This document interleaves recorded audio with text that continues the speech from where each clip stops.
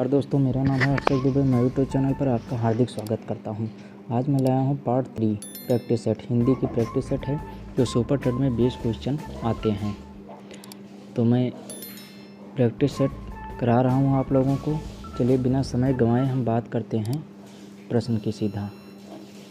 तो question number 1, जहाँ बिना कारण के कार्य का होना पाया जाए वहाँ कौन सा अलंकार होता है? तो ऑप्शन ए विरोधाभास, ऑप्शन बी विभावना, ऑप्शन सी उपमा, ऑप्शन डी श्लेष। तो इसका राइट जवाब हो जाएगा दोस्तों ऑप्शन बी विरोधाभास, विभावना इसका राइट जवाब होगा। नेक्स्ट क्वेश्चन की बात करते हैं दोस्तों। अब बहुत ही इम्पोर्टेंट क्वेश्चन मैं लेके आया हूँ गुरु। चलिए नेक्स्ट क्वेश्चन की बात करते हैं। ये सब तो बातें होती रहेंगी। सिर झुका तूने नियत की मान ली यह बात, स्वयं ही मुरझा गया तेरा हृदय जल जात। प्रस्तुत पंक्तियों में कौन सा अलंकार होगा? तो इसका आंसर दीजिए आप लोग दोस्तों कमेंट बॉक्स में कमेंट करके। मैं तो खैर बता ही रहा हूँ। ऑप्शन ए लटानुप्रास, ऑप्शन बी श्लेष, ऑप्शन सी रूपक, ऑप्शन डी वक्रोत। तो इसका राइट जवाब हो जाएगा दोस्तों ऑप्शन सी रूपक, इसका राइट जवाब हो जाएगा। ऑप्शन सी इसका रूपक राइट जवाब होगा। नेक्स्ट क्वेश्चन की तरफ। 250 रुपये में कौन सा विशेषण निहित है? ऑप्शन ए अपूर्ण संख्याबोधक, ऑप्शन बी संख्यावाचक, ऑप्शन सी प्रश्नवाचक, ऑप्शन डी पूर्ण संख्याबोधक। तो इसका राइट जवाब हो जाएगा दोस्तों अपूर्ण संख्याबोधक, अपूर्ण संख्याबोधक इसका राइट जवाब होगा। नेक्स्ट क्वेश्चन की तरफ चलते हैं दोस्तों। भाषा के आधार पर सर्वप्रथम किस राज्य का गठन हुआ? बहुत ही इम्पोर्टेंट क्वेश्चन है, आप लोग देखते रहिएगा।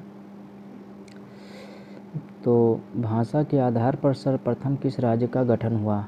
Option A Punjab, option B Rajasthan, option C Andhra Pradesh, option D Uttarakhand. तो इसका राइट जवाब हो जाएगा दोस्तों option C Andhra Pradesh. Next question की तरफ बात करते हैं। माधुरी पत्रिका प्रकाशन कहाँ से होता है? तो इसका सही जवाब दीजिए दोस्तों आप लोग। Option A Lucknow, option B Agra, option C Allahabad, option D Kanpur. तो इसका राइट जवाब हो जाएगा दोस्तों लखनऊ। माधुरी पत्रिका प्रकाशन यहीं से होता है, लखनऊ से।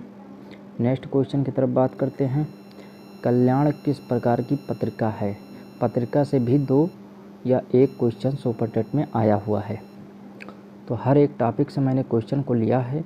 आप लोग देख लीजिए, समझ लीजिए, नोट्स को बनाते रहिए। टोटल 51 हैं कुल मिला के प्रैक्टिस सेट मेरे। उसमें से आपको 18 क्वेश्चन देखने को ज़रूर मिलेंगे। तो कल्याण किस प्रकार की पत्रिका है? ऑप्शन ए सामाजिक, ऑप्शन बी धार्मिक, ऑप्शन सी आर्थिक, ऑप्शन डी राजनीतिक। तो इसका राइट जवाब हो जाएगा दोस्तों ऑप्शन बी धार्मिक। कल्याण किस प्रकार की पत्रिका है? धार्मिक। नेक्स्ट क्वेश्चन की तरफ बात करते हैं दोस्तों। आलोचना पत्रिका के संपादक कौन हैं? Option A Ramvilas, option B Narendra Mohan, option C Mahip Singh, option D Namvar Singh. तो इसका राइट जवाब हो जाएगा दोस्तों ऑप्शन डी। ऑप्शन डी इसका राइट जवाब होगा नामवर सिंह। इम्पॉर्टेंट है, इसको देख लीजिए। 99% मेरा मन कहता है कि ये आ भी सकता है सुपर टेट में। चलिए नेक्स्ट क्वेश्चन की तरफ बात करते हैं। काशी नगरी परिचाणी सभा की स्थापना किस वर्ष हुई थी? तो option A 1900, option B 1905, option C 1893, option D 1891। तो इसका राइट जवाब हो जाएगा दोस्तों ऑप्शन सी। ऑप्शन सी इसका राइट जवाब होगा 1893 ईस्वी में काशी नगरी परिचाणी सभा की स्थापना हुई थी। ये टेट में आया हुआ क्वेश्चन है, यूपी टेट में। चलिए नेक्स्ट क्वेश्चन की बात करते हैं। इस बार नहीं आया था, पहले बार आया था, बहुत पहले। घनानंद को किस युग का कवि माना जाता है? ऑप्शन ए आदिकाल, ऑप्शन बी भक्त काल, ऑप्शन सी भारतेंदु काल, ऑप्शन डी रेत काल। तो इसका नेक्स्ट जवाब हो इसका जवाब होगा सही रेत काल। रेत काल इसका राइट जवाब होगा दोस्तों। घनानंद को किस युग का कवि माना जाता है? चलिए अब नेक्स्ट क्वेश्चन की तरफ बात करते हैं हम। भरत मुनि के अनुसार रसों की संख्या। Option A 9, option B 8, option C 11, option D 10। तो इसका राइट जवाब हो जाएगा दोस्तों, भरत मुनि के अनुसार रसों की संख्या 8 को माना जाता है।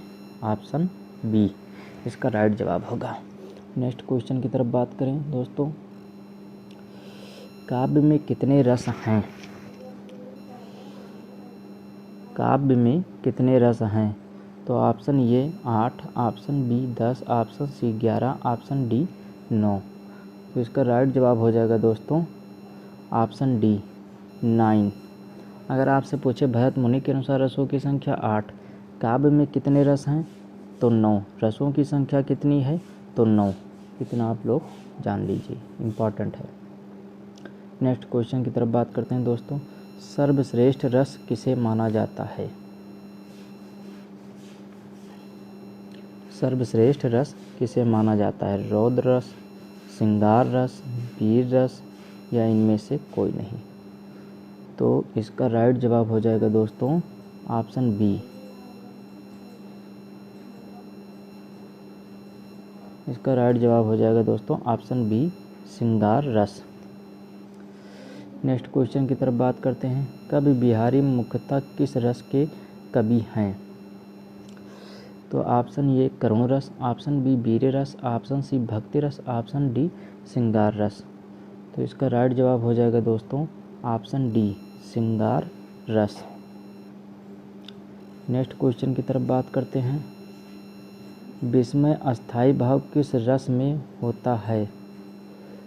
तो विस्मय अस्थाई भाव किस रस में होता है? ऑप्शन ए अद्भुत रस, ऑप्शन बी शांत रस, ऑप्शन सी बीभत्स रस, ऑप्शन डी हास रस।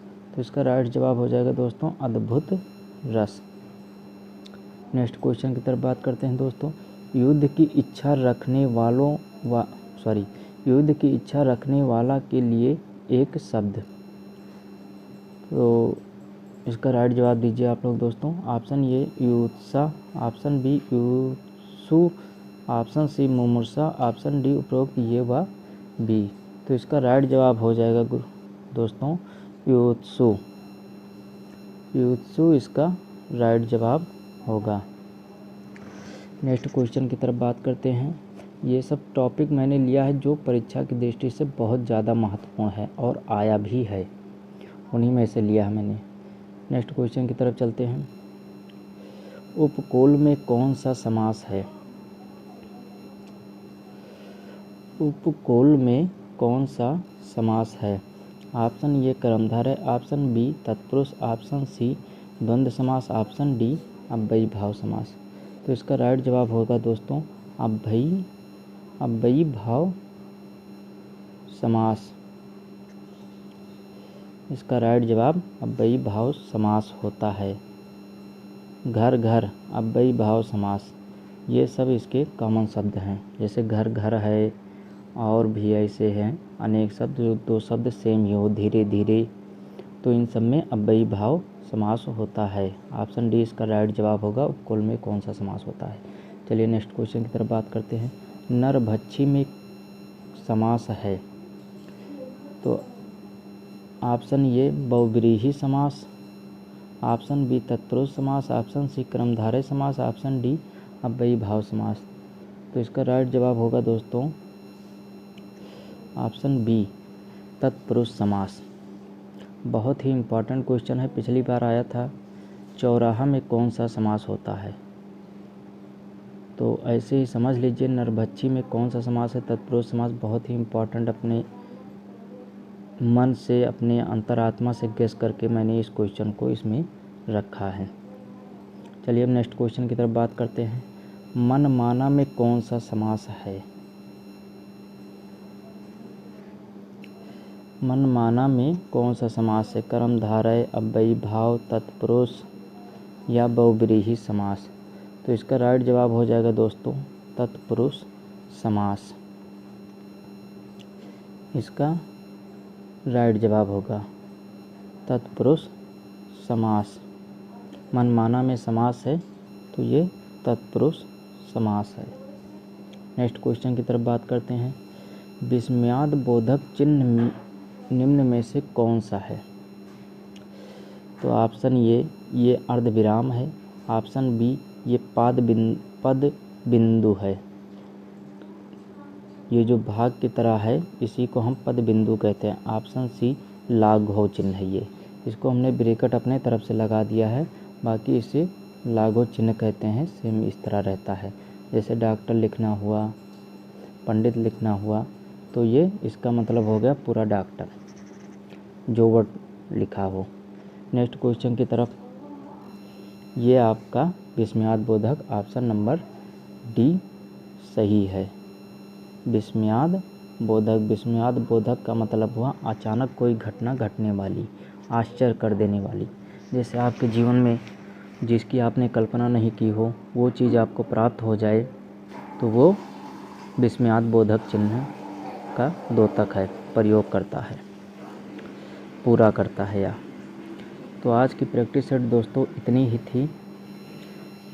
नेक्स्ट प्रैक्टिस सेट कल फिर मैं लाऊंगा चौथे प्रैक्टिस सेट के बारे में। ये मेरा बायोडाटा है, आप लोग देख लीजिए और चैनल को मेरे सब्सक्राइब कर लीजिए। बेल आइकन की घंटी को दबाना मत भूलिए, जिससे मेरी वीडियो की आने वाली नोटिफिकेशन आप तक पहुंच सके। सुपर टेट में मैं अति संभावित प्रश्नों को लाता हूं आप लोगों के लिए। बहुत ही महत्वपूर्ण प्रश्न मैं उठाता हूं जो परीक्षा की दृष्टि से महत्वपूर्ण हो। चलिए आज की वीडियो इतनी ही। धन्यवाद, थैंक यू। नेक्स्ट कल बात।